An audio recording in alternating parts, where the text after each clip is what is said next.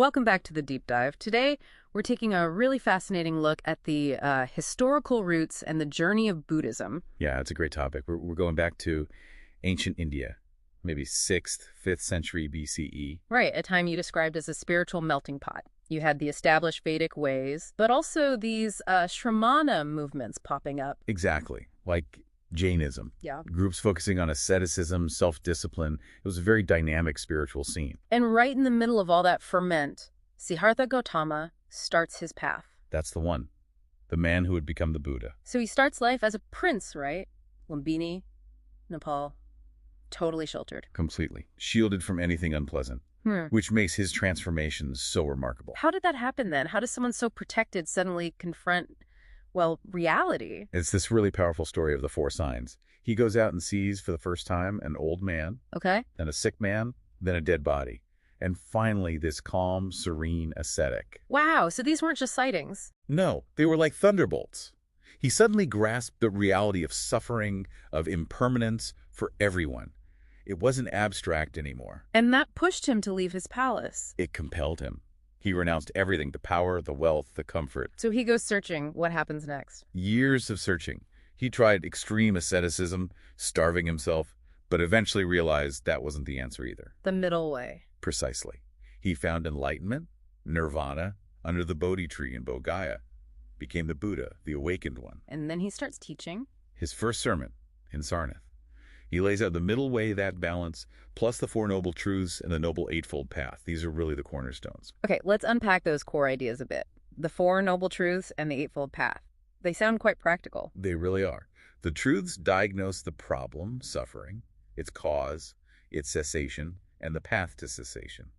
The eightfold path gives you the how-to. Right, the practical steps. But you mentioned something truly radical earlier, anat, non-self. Yes. This is arguably Buddhism's most distinctive teaching, especially compared to Hinduism. How so? Hinduism has the Atman, the eternal soul, right? Exactly. And Buddhism comes along and says, actually, there's no permanent, unchanging self or soul, anatta.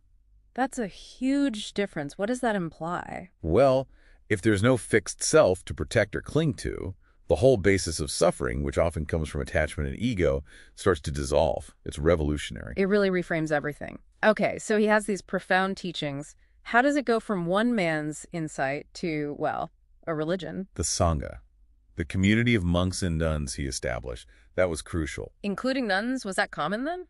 Not necessarily, but his stepmother, Mahapajapati, was influential in establishing the nuns' order. This community preserved the teachings, debated them, spread them. It gave the movement structure. And then came the big push, royal patronage. Absolutely. Emperor Ashoka is the huge name here, 3rd century BCE. The one who converted after a bloody war. The Kalinga War, yes. He was apparently horrified by the carnage and embraced Buddhism, promoting conquest by dharma, basically, ethical rule. So he used his power for peace.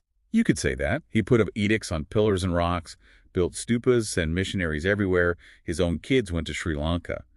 That state backing was enormous. Incredible. Any other key rulers? Later on, Emperor Kanishka, around the 1st, 2nd century CE, he was a big promoter of Mahayana Buddhism. Ah, the Mahayana school. We should touch on that diversification. Right. Kanishka's time also saw the first images of the Buddha in human form appearing, the Gandhara and Mathura styles. Made the Buddha more accessible, visually. So Buddhism wasn't monolithic, it branched out. Definitely. That flexibility helped it adapt. You get Theravada, closer to the early Pali texts, focusing on the Arhat, the individual path to liberation. Okay. And then Mahayana emerges with new texts, often in Sanskrit, and this ideal of the Bodhisattva. The Bodhisattva. That's the one who delays enlightenment to help others. Exactly. A more outward-facing, compassionate ideal, helping all beings reach enlightenment. So these different schools coexisted? Yes, though sometimes with philosophical debates.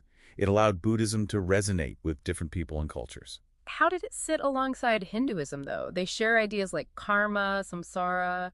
They do share that general Indian cosmology, but Buddhism's rejection of Vedic authority, gods as ultimate creators, and especially anatta versus Atman, those were fundamental differences. They were distinct paths. Which brings us to a difficult question. If it flourished so much, why did Buddhism eventually decline in India, its birthplace? It's complex. No single reason. Partly internal things, perhaps. Like what? Some argue the big monastic universities like Nalanda became a bit too elite, maybe lost touch with everyday people and their needs.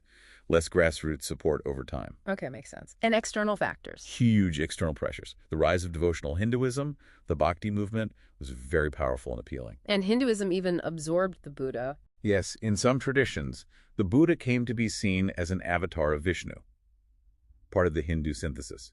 Sort of co-opted Buddhism's founder. Diluting its separate identity. Perhaps. And then the final blow for many institutions. The Turkic invasion starting around the 10th, 12th centuries. Major monasteries were destroyed, monks killed or forced to flee. So a combination of factors. Loss of patronage, internal shifts, religious competition, and finally, invasion. Pretty much sums it up. By the 12th century, institutionally, it had dramatically declined in India.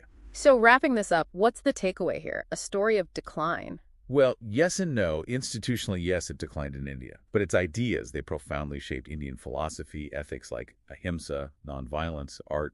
Many core concepts were absorbed into Hinduism itself. So its influence lingered, even woven into other traditions. Exactly. And there's even been a modern resurgence. Think of B.R. Ambedkar and the Dalit Buddhist movement. History's rarely a straight line. That's a great point. It makes you think, doesn't it? Maybe a religion's true impact isn't just about how many temples it has at any one time. Right. Perhaps it's about how deeply its ideas penetrate and reshape a culture, subtly persisting and evolving, even when the outward forms change.